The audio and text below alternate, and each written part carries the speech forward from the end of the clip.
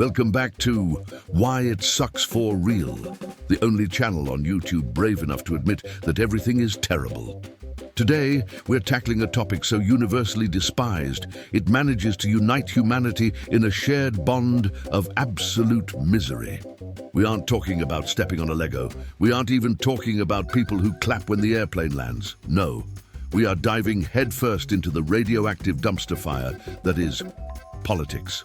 Remember when you were a kid, your biggest political dilemma was deciding who got to be the Red Power Ranger at recess. It was a simpler time, a better time. Now you're an adult, and being an adult means you have to participate in democracy, which is apparently just a fancy phrase for choosing which flavor of rich sociopath you want to ruin your life for the next 4 years. Why does politics suck so much? Why does merely mentioning the word at a dinner party cause immediate social hemorrhaging? Let's break down the anatomy of this joyless hellscape. Let's start with the stars of the show, the politicians. What kind of person wakes up one day and thinks, you know what I want? I want total strangers to hate my guts while I pretend to care about the price of milk in Ohio.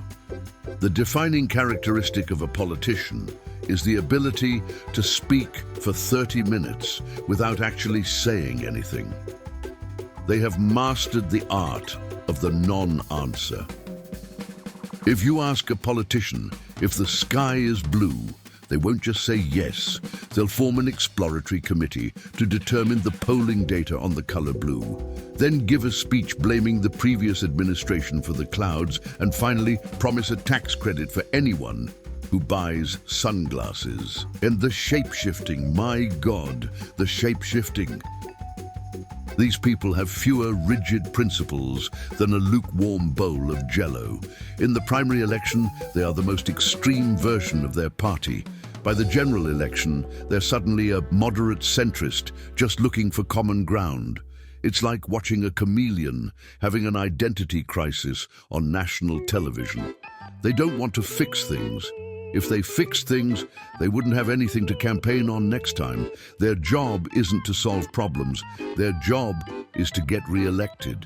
There's a massive, depressing difference. Then we have the system.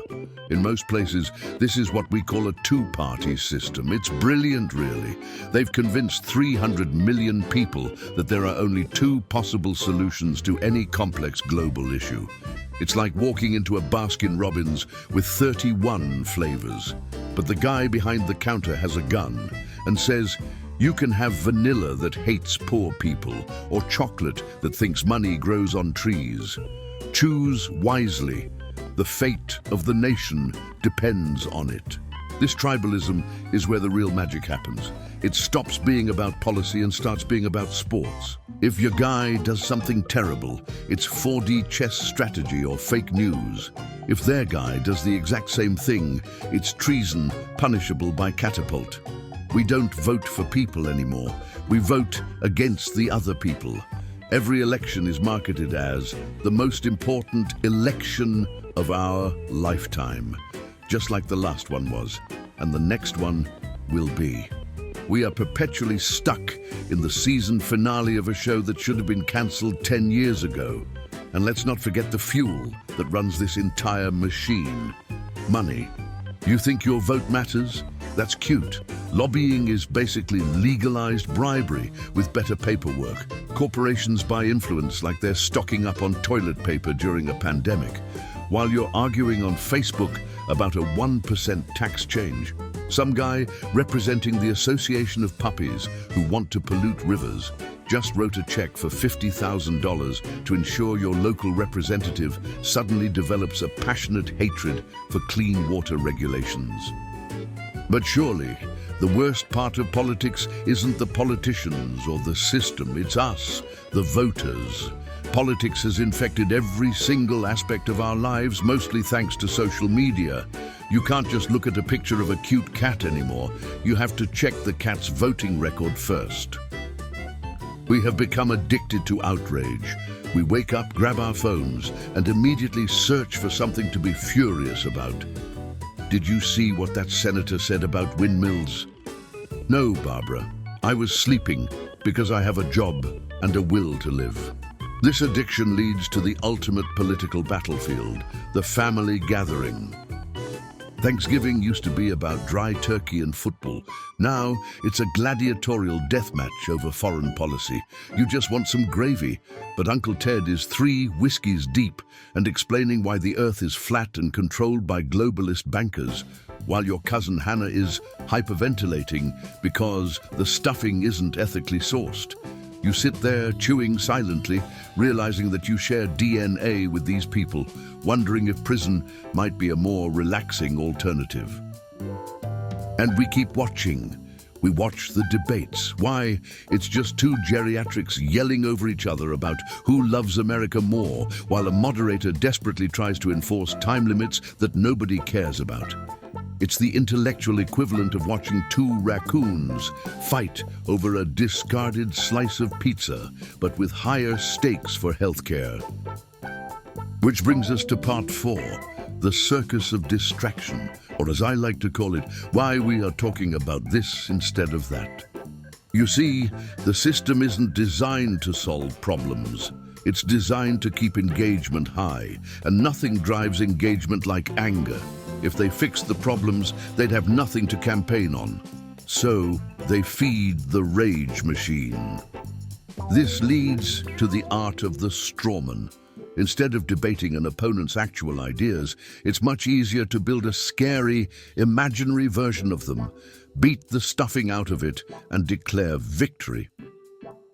And while they are fighting ghosts, the actual debates become, well, stupid.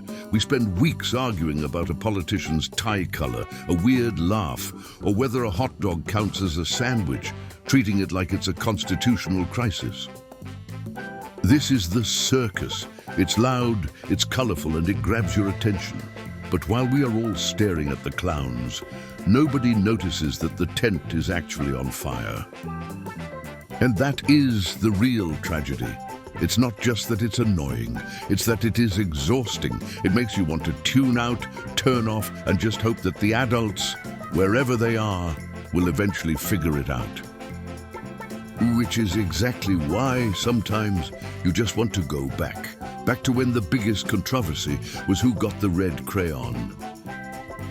So yeah, politics sucks. It's a messy, corrupt, infuriating circus run by clowns who are terrifyingly in charge of the nuclear codes. It sucks because it matters, and it sucks because we feel powerless to change it. It turns neighbors into enemies and critical thinking into partisan hackery. Is there a solution? Probably not in this video. The best we can do is try not to let it consume us. Vote, sure. Pay attention, I guess. But for the love of God, sometimes you just need to turn off the news. Go outside. And remember that most people aren't the screaming avatars you see on Twitter. Most people are just trying to get through the day without crapping their pants. Thanks for watching Why It Sucks for Real. If you enjoyed this depressing deep dive, like and subscribe so the YouTube algorithm knows you enjoy suffering. Let me know in the comments what other soul-crushing aspects of existence I should ruin for you next time. Until then, try not to argue with a stranger on the internet today. I dare you.